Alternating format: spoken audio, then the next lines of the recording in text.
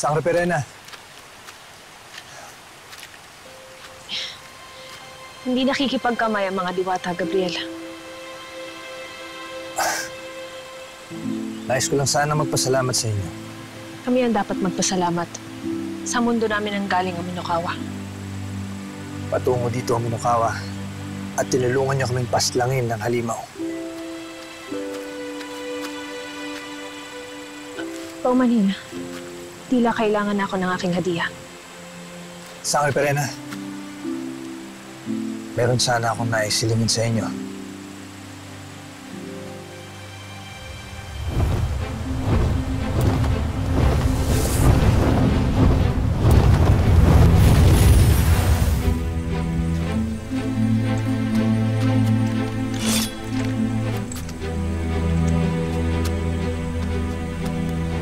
Gabriel.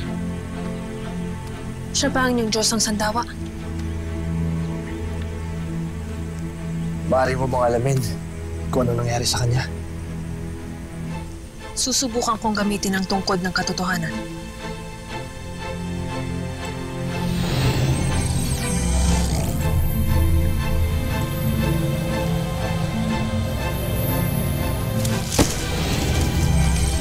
Sinong nariyan?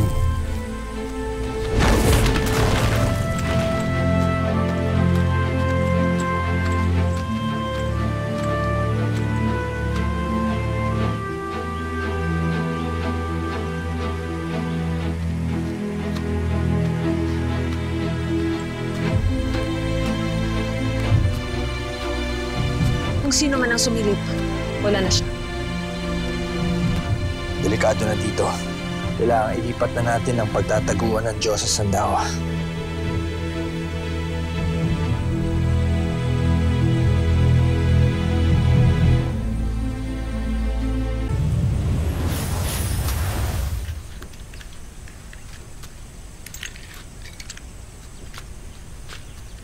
Hindi na siguro tayo matutundon dito.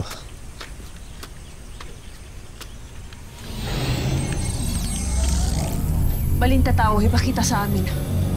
Anong sakit ang dumapos sa Diyosang si Sandawa?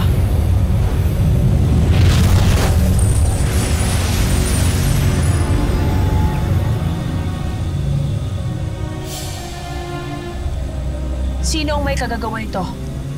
At bakit hindi pa rin siya nagigising? Sa aking tinig, balasik makinig. Kapangyarihang kanilang ibig ipagkait. Habang ako'y humihinga, puso'y pumipintig. Mga pahina mo'y magsasara at hindi magagamit.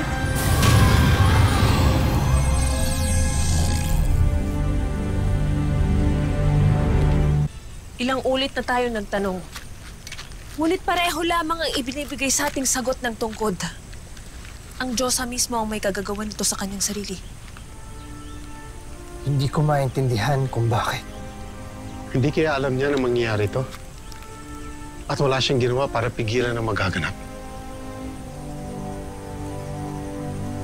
Alam ng lahat na kasama sa mga kapangyarihan ni Sandawa ang tanggapin ang propesiya ng balasik. Na malaman ng kapalaran ng lahat kung natuklasan niya ang kanyang kinabukasan at wala siyang ginawa para pigilan to. Maaaring sabihin na siya pa rin ang may sala.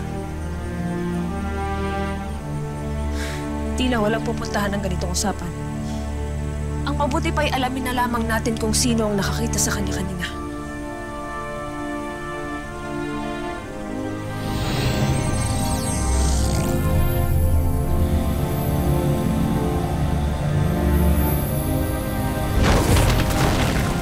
Bihag nating Ravenna.